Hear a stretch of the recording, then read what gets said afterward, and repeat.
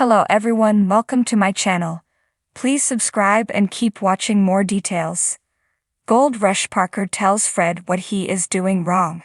As Fred Lewis continues to struggle with his gold goals this season on Gold Rush, Parker Schnabel finally showed up to offer some advice.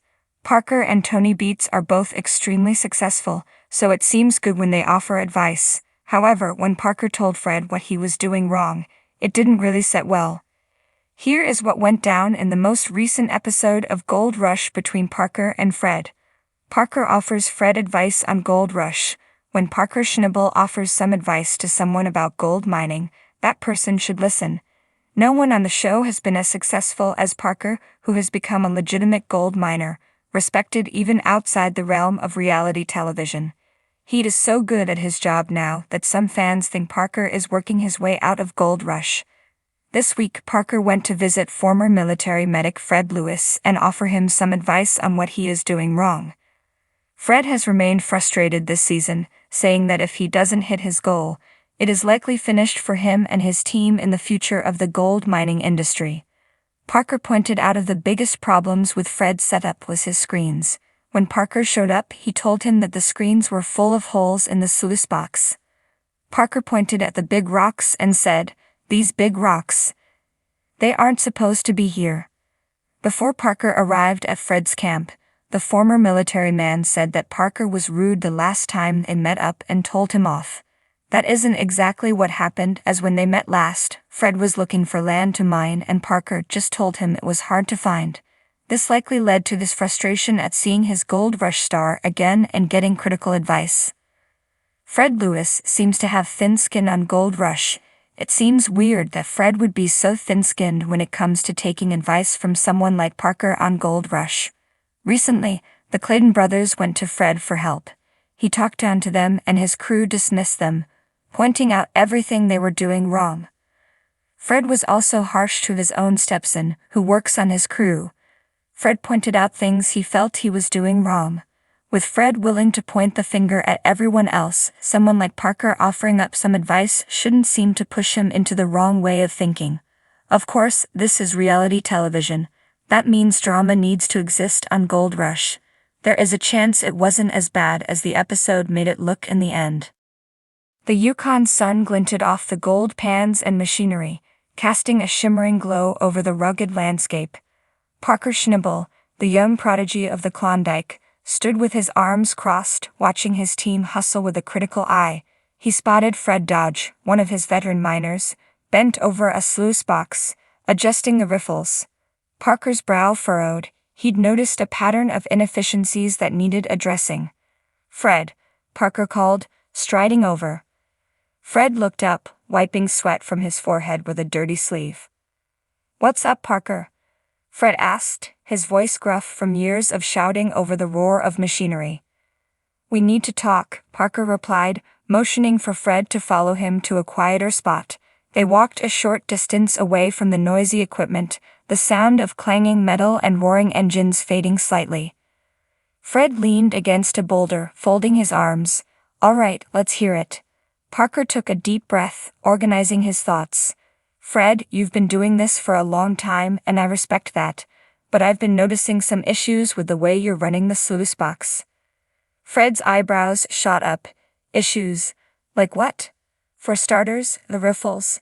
You're setting them too shallow," Parker began. "I get that you're trying to catch the fine gold, but you're losing too much of the bigger stuff in the process." Fred frowned, looking back at the sluice box. "I've always set them that way. It's worked fine for years." Parker nodded.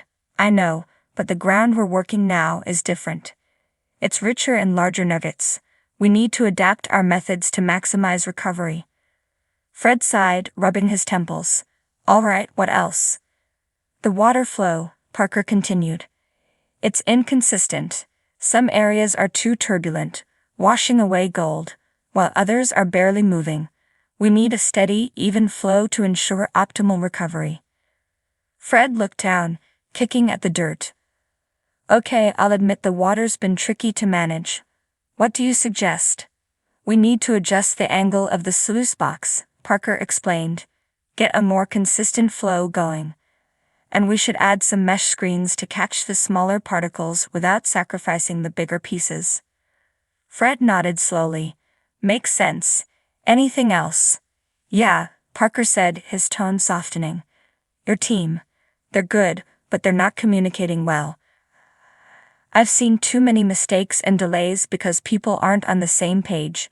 We need to work as a cohesive unit if we're going to hit our goals this season. Fred's shoulders slumped slightly. I know, Parker. It's been a rough start. Everyone's under a lot of pressure. Parker placed a hand on Fred's shoulder. I get it. But we can't let that pressure break us. We've got to push through, adapt, and come out stronger. I believe in you, Fred. That's why I'm telling you this. I want us all to succeed. Fred looked up, meeting Parker's gaze. There was a moment of silence, the weight of Parker's words sinking in. Finally, Fred nodded. All right, Parker. I'll make the changes. Let's get this right. Parker smiled, clapping Fred on the back. That's the spirit. Now let's get back to work. The two miners returned to the sluice box, Parker explaining the adjustments in more detail. Fred listened intently, asking questions and taking notes. They worked together, repositioning the sluice box, adjusting the water flow, and installing mesh screens. As they toiled, other members of the crew joined in, curious about the changes. Parker took the opportunity to address the entire team. Listen up, everyone. We're making some adjustments to improve our gold recovery. I need all of you to be on the same page and communicate better. If you see something wrong, speak up. If you have an idea, share it. We're in this together. The crew nodded, murmuring their agreement. The atmosphere shifted, a renewed sense of purpose and unity taking hold. They worked in unison, each member playing a crucial role in the operation. The sluice box began to run smoother, the water flow even and steady. Gold particles shimmered in the riffles, promising a more productive haul. Days turned into weeks, and the changes Parker implemented began to pay off. The gold tally increased steadily, the crew's morale lifting with each successful cleanup. Fred, once skeptical, became a champion of the new methods, encouraging his team and leading by example. One evening, as the sun dipped below the horizon, casting a golden hue over the camp, Parker and Fred stood by the sluice box, watching the last of the day's pay dirt wash through. The riffles gleamed with promise, a testament to their hard work and collaboration. Fred turned to Parker, a rare smile on his weathered face. You were right, Parker. We needed to adapt. I'm glad you called me out. Parker grinned, clapping Fred on the back. We're all learning, Fred.